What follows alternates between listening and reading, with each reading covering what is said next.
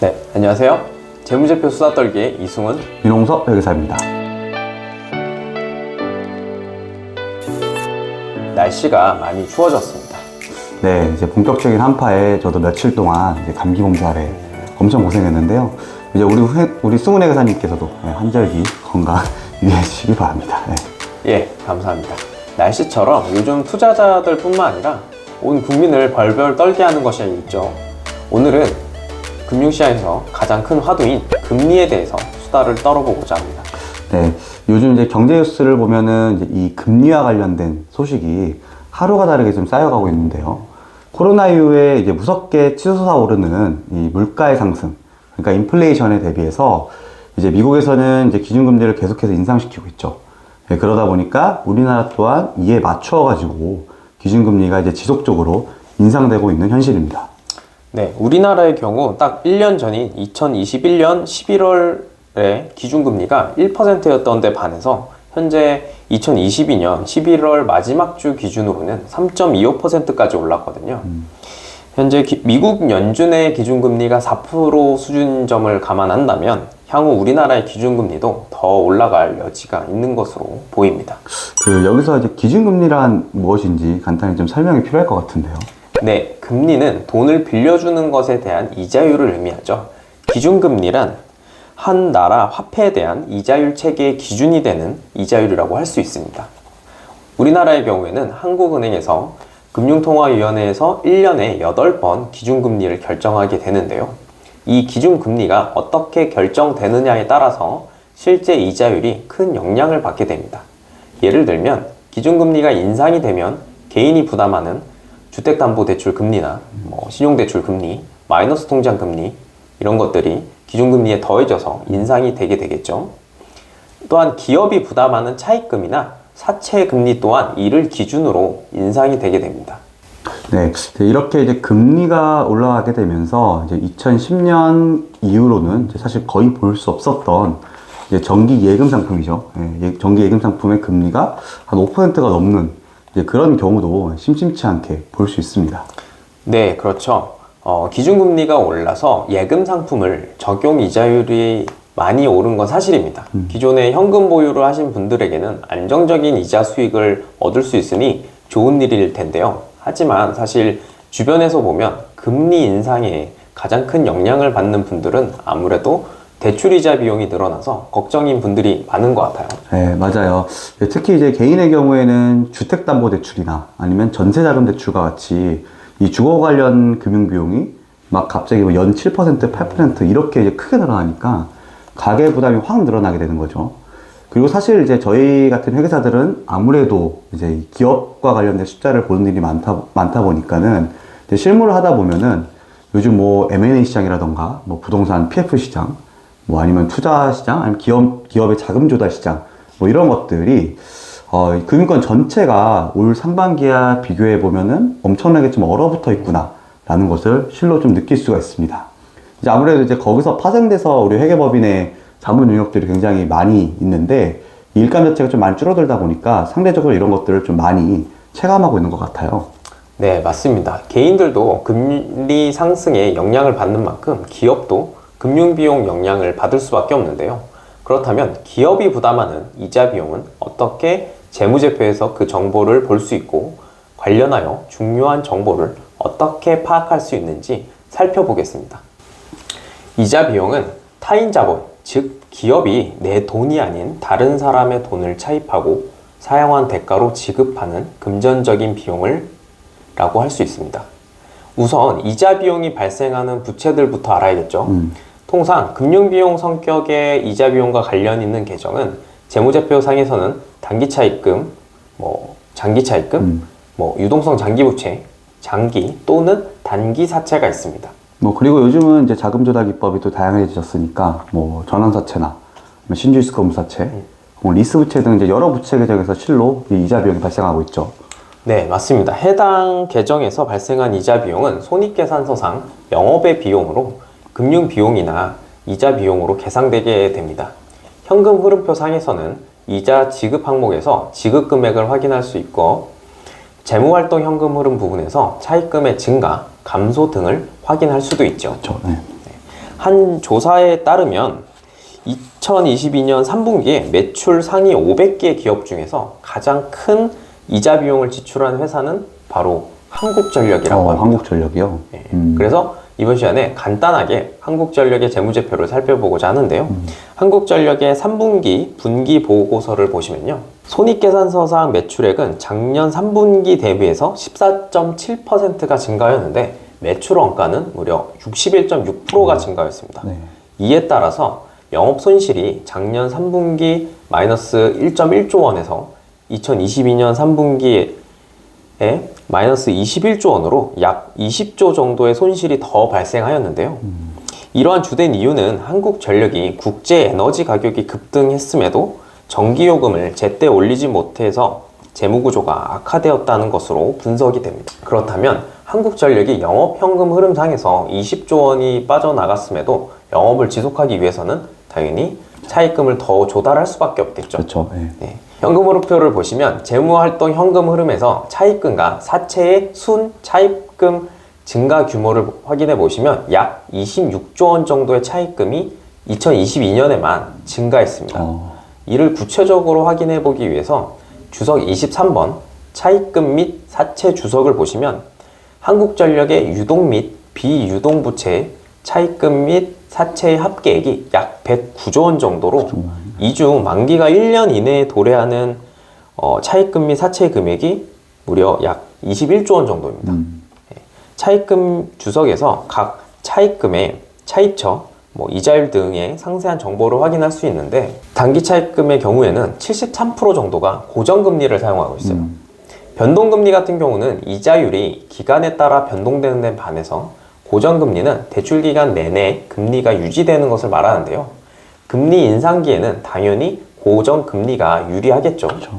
그래서 고정금리가 금리 인상에 영향을 덜 받을 것이라고 생각할 수 있지만 단기 차입금은 기본적으로 만기가 1년 이내에 도래하기 때문에 고정금리를 사용한다고 하더라도 차입금이 만기가 도래하게 되면 또다시 그 시기에 금리가 인상된다면 현재 쓰고 있는 고정금리보다 더 높은 금리를 적용받게 되겠죠. 그렇죠. 네. 그렇다면 우리가 이 금융비용의 관점에서 기업의 재무제표를 볼 때 또 중요한 좀 포인트가 무엇이 있을까요?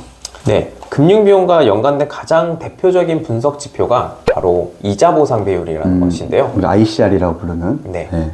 이는 실무적으로도 기업의 재무 안전성을 분석할 때 보조지표로도 많이 사용이 되는 분석법입니다.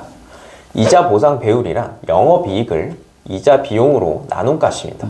예컨대 이자 보상 비율이 1 미만이라는 것은 기업이 같은 기간 벌어들인 영업이익으로 그 기간에 지급해야 될 이자 비용도 감당하기 어렵다는 것을 의미합니다. 반면에 이자 보상 비율이 1 이상인 경우에는 기업이 영업활동을 통해 벌어들인 이익으로 회사의 차입금 이자를 내고도 남는다는 것을 알 수 있죠. 기업의 재무구조 분석을 할 때 이 이자 보상 배율을 분석해 보는 것은 투자자에게 아주 중요한 지표이니 참고해 주셨으면 좋겠습니다. 네. 그리고 이제 이 이자 보상 배율이 나왔으니까 하는 말인데 이 3년 연속으로 이자 보상 배율이 1.0 미만을 기록하는 기업들을 우리가 이제 한계 기업 혹은 이제 좀비 기업이라고 이렇게 부릅니다.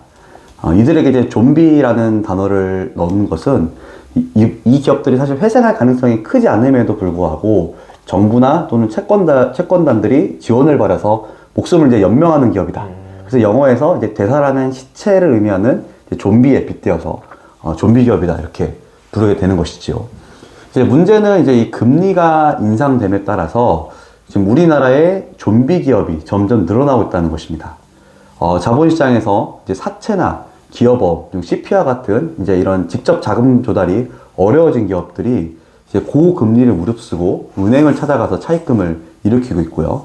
이보다 신용도가 훨씬 더 낮은 기업들은 사실은 이제 회사채 발행 자체가 더욱 어려워진 데다가 은행의 문턱 자체가 높아졌기 때문에 금리를 훨씬 높게 줘도 자금 조달 자체가 쉽지 않게 됩니다.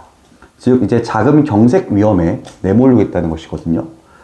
이 고금리, 고환율, 고물가 이 삼중고의 여파로 영업이익으로도 이자조차 못 갚는 이런 한계 기업들이 우리나라에 점점 늘어나고 있는 현실입니다. 지난 10월에 전국경제인연합회, 우리가 전경련이라 부르는 이 전경련에서 발표한 리서치 자료가 하나 있는데요.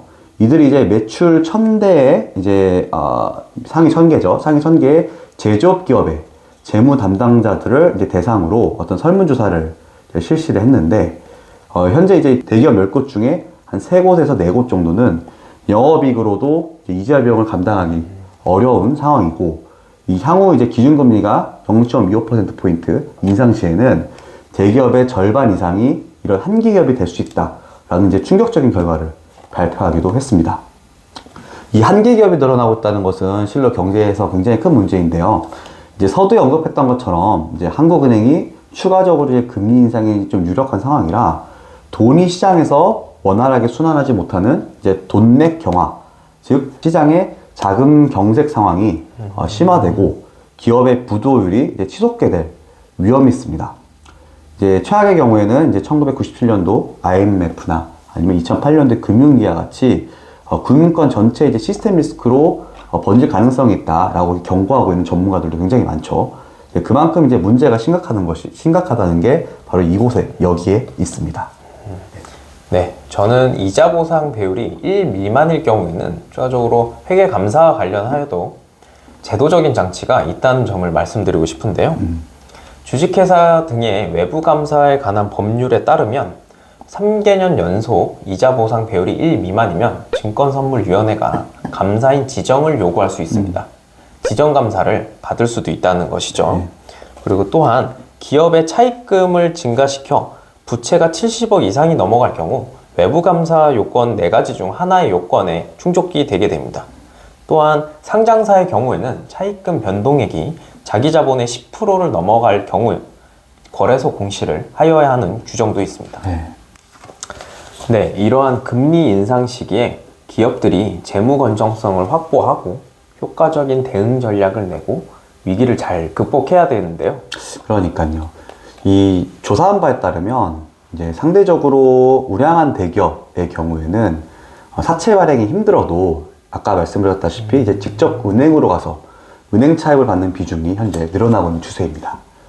혹은 이제 그룹사 대기업의 경우에는 계열사의 이제 지원을 받음으로써 이 위기를 지금 타개하고자 하는 움직임이 굉장히 많은데요. 아마 시청자 여러분들께서도 이에 대해서는 최근에 뭐 뉴스나 기사를 통해서 많이 접하고 있을 것이라고 생각이 듭니다. 맞습니다. 대표적으로 요즘 한창 이슈가 되고 있는 롯데건설을 있죠. 그렇죠. 네. 이 롯데건설의 경우에는 이제 다트 이제 공시도 많이 올라오고 있지만 롯데케미칼이라던가 아니면 이제 롯데정밀화학 등 계열사로부터 한 9천억 원 규모의 이제 계열사 차입금을 통해서 자금을 조달한다라던가 또 유상증자도 실시를 했죠. 이 유상증자를 실시했는데 마찬가지로 계열사인 호텔 롯데라던가 심지어 이제 그룹사 회장인 이제 신동빈 회장이 본인의 이제 사재를 유상증자에 투입하는 등 이제 각종 이제 이런 지원들이 계속해서 이루어지고 있습니다. 또 이제 마찬가지로 이 롯데건설이 은행으로부터 돈을 빌릴 때 이때 이제 롯데물산이 자금 보충 약정을 해주면서 이제 전체적으로 롯데그룹 같은 경우는 지금 현재 롯데건설이 PF 대출로 상당히 이제 자금난을 겪고 있는 것이 사실상 이제 많은 사람들이 알고 있기 때문에 이 롯데건설을 지원하기 위해서 전방위적으로 그룹사가 지원을 해주고 있는 실정입니다.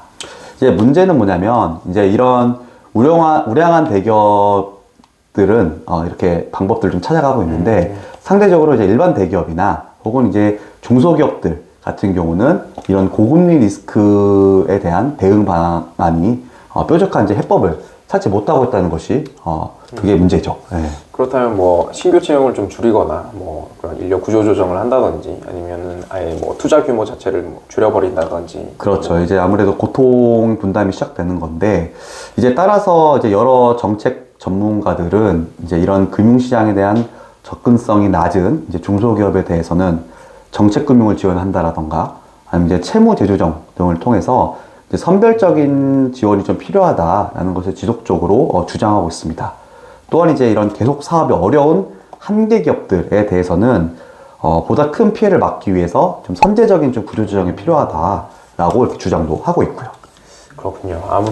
아무쪼록 좀 하루빨리 좀 이런 시장의 그 격동들이 좀 안정화가 됐으면 좋겠습니다. 맞습니다. 네, 결국 이제 금리가 인상된다는 것은 우리가 이제 우리 재무제표 썼던 이전 편에서도 다뤘던 뭐 배당주에 대한 투자라던가 아니면 리츠 투자라던가 또 성장주에 대한 이제 IPO 투자 같은 이제 상대적으로 이제 저금리 위조 때 매력적이었던 이런 투자 수단에 대한 변화가 좀 필요할 수 있다는 것을 의미하니까요. 네. 시장과 투자는 항상 좀 어려운 것 같아요. 그러니까요. 이게 좀 누가 이게 딱 콕 집어서 정답을 좀 가르쳐 주면 안 되나요? 네, 저희가 준비한 내용이 여기까지고요. 추운 날씨에 감기 조심하시고 건강하게 또 다음 편으로 찾아뵙겠습니다. 네.